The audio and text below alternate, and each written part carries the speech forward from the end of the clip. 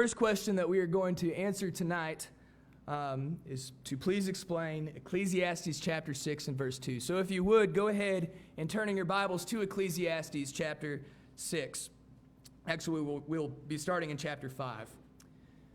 The book of Ecclesiastes was written by King Solomon in his older years about the wisdom that he had gained about the purpose of life. And throughout the book, we see that Solomon experimented quite a bit in his younger years, trying to find fulfillment, trying to find meaning in very earthly things.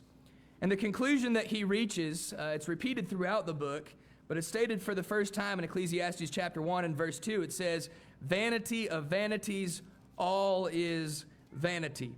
And so from all the earthly things that people typically try to find value in or purpose in, Solomon says that none of them are meaningful. None of them really have any value.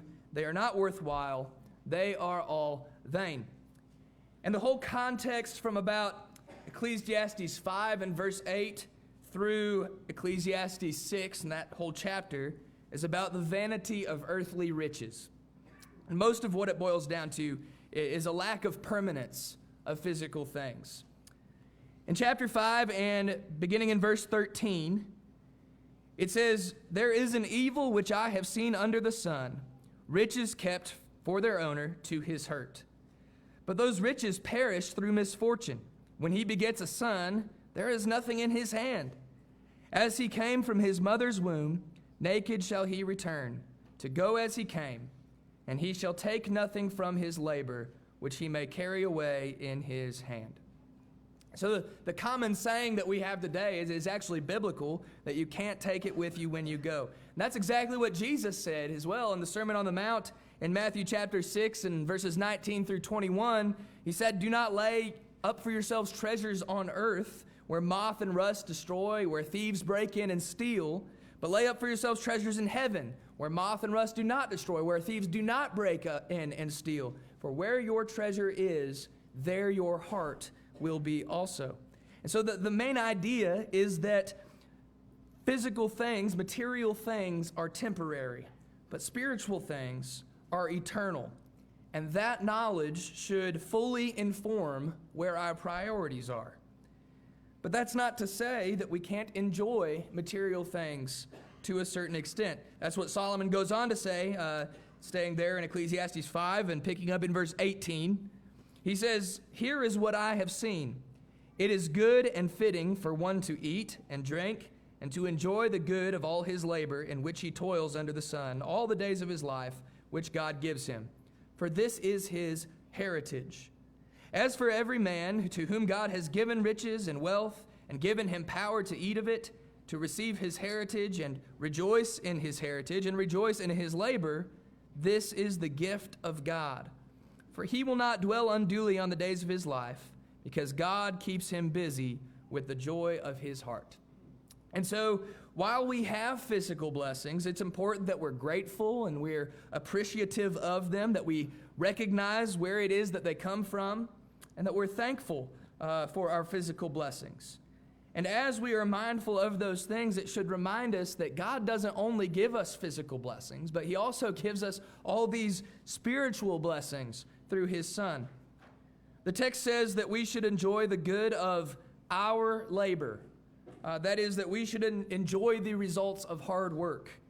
But then immediately after that, it recognizes that it is actually God who gives riches and God who gives wealth and the power to enjoy those things.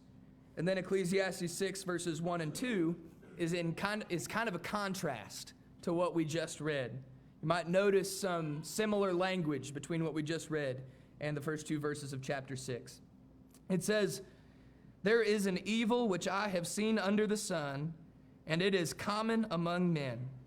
A man to whom God has given riches and wealth and honor so that he lacks nothing for himself of all that he desires, and yet God does not give him the power to eat of it, but a foreigner consumes it. This is vanity, and it is an evil affliction." If you notice the contrast, back in chapter 5 and verse 19, God gave all of the same things, and the power to enjoy them.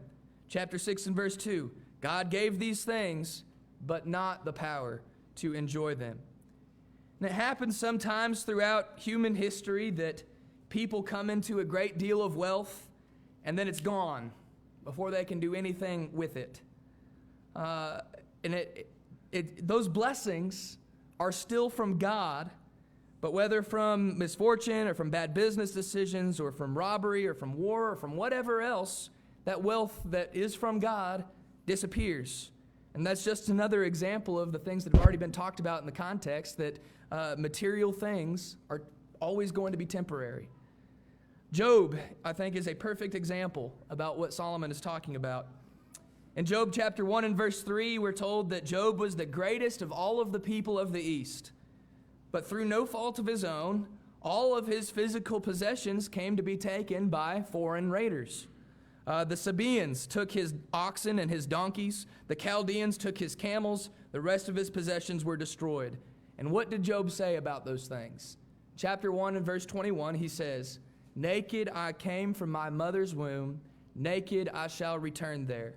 The Lord gave, the Lord has taken away. Blessed be the name of the Lord."